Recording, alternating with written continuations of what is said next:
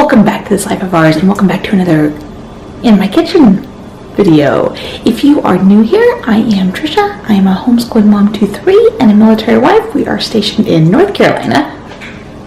And today I'm participating in an Instant Pot collaboration. So when you are done with my video, be sure to go check out the playlist that will be linked below so that you can find other great Instant Pot recipes. Now, I am a new convert to Instant Pot. I wanted to wait a while before I purchased one because I wanted to see if it was really something that people would stick with or if it was going to be one of those kitchen fads. I got one for this past Christmas and I do love it. Now, I don't use it every week, a few times a month, so I'm not one of those die-hard ones, but I do really like it. Today I'm going to share with you, rather than a recipe, I'm going to share with you a method, and that is for cooking a roasted chicken in your Instant Pot.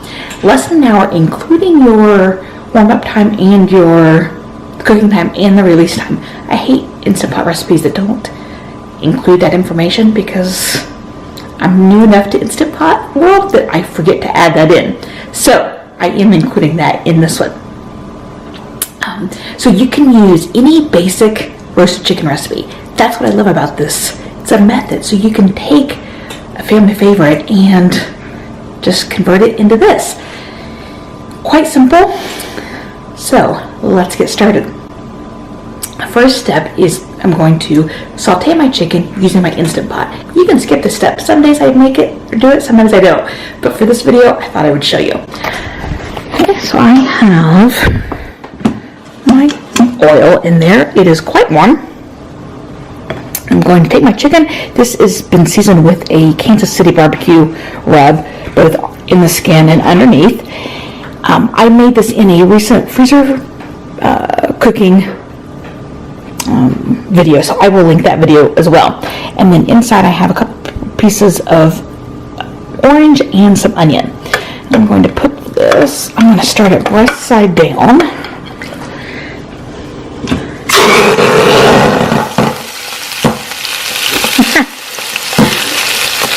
Scared the cats. And I'm going to let this cook for about 4 minutes. Now obviously if you don't want to do this, you're going to save yourself about 10 minutes between the two sides. So I'm going to let this cook and I will be back. My chicken has been brown on both sides. If you want to put any veggies in, now is the time to do that. We are having veggies on the side, so I'm not going to include it in here. Now I'm going to pour in my cup of water because you need your cup of liquid. And I'm going to deglaze the pan. Like I said, if you want to add onions or carrots, whatever, you may do that at this step. It would be a good, I would saute them for a couple minutes first. And then I would put the liquid in to deglaze the pan. You can use any liquid, of course, that you want. Chicken broth, white wine, whatever it is you want. If you don't care if your chicken's sitting in the liquid, then you don't need to use the trivet. I do it both ways, depending on the day. I'm going to put my chicken back in. This is a little difficult to do, so use caution when you do it. And I'm going to put my thing on, and then I'm going to set it. Whoa! There we go.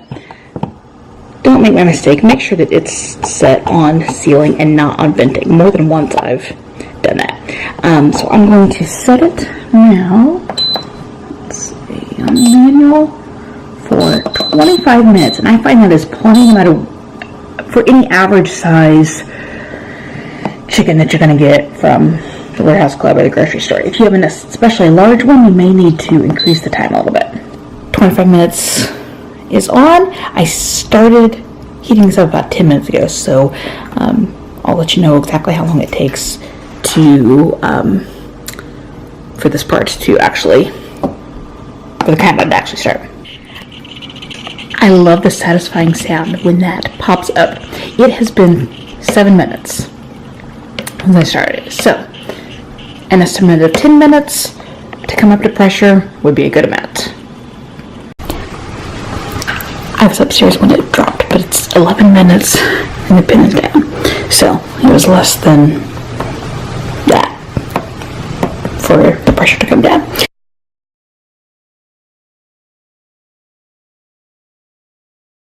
Obviously, when you're cooking with moist heat, your skin is not going to stay crisp, but it does, crisping it to begin with does give it a nice texture and kind of deepens the flavor. So if you really want a crisp skin, I cut off this at about 20 minutes instead of 25, and then I pop it in the oven under high heat, like a 425 or 450, for about 20 minutes, and that seems to do the job. Tonight I am not going to worry about that. I'm just going to serve it like this, and I don't need dinner quite yet, so I'm going to pop. Whoa! As I splash the water everywhere, I'm just going to pop this back on and shut it. It will keep it warm for a while. If you're wondering what I'm going to serve this with, I am doing roasted potatoes, peppers, and onions. I need to finish cutting my peppers, and then a little oil and Hawaiian red sea salt is my preference, so I'm going to do that. And then we have green beans, salad, and then I have a pineapple over there to go with it. And then I have my crock pot out. I go ahead and get it ready so that when dinner is ready, I can just put the bones and stuff in here and get chicken broth made right away. I try to do a whole chicken every couple weeks at the most so that I can always keep a fresh supply of chicken broth in the fridge. I love chicken broth. I love cooking with chicken broth. On cold mornings, it's the best to kind of warm up with. So, yeah, I just keep it in a pitcher or in glass jars, and I try to keep it pretty steady, straight of it. So when you are done, if you're interested, I will have that video linked as well, and I'll try to pop it up here in a card too. So that, oh, and then also with dinner, I'm doing, I have some homemade bread that I pulled out of the freezer, and yeah, just homemade bread. I think I mentioned that. So that is how you do a roasted chicken or a whole chicken, I should say, in an Instant Pot. If your family doesn't have a favorite chicken recipe, or you just want to check out some new ones, I will have a few links below for the ones that our family enjoys. You can check out here the video for my recent freezer session where I made the chickens that I put in the freezer that I showed you, or what I used today, and go check out the collaboration for the rest of the people who are participating in the Instant Pot collaboration. Thanks for watching. Here's mine. I'm having salad, a little bit of bread, chicken, a pickle, and the roasted potatoes and peppers and onions. The chicken is so tender, so moist. It's an at-home rotisserie type chicken, but one you can control the quality and control the ingredients.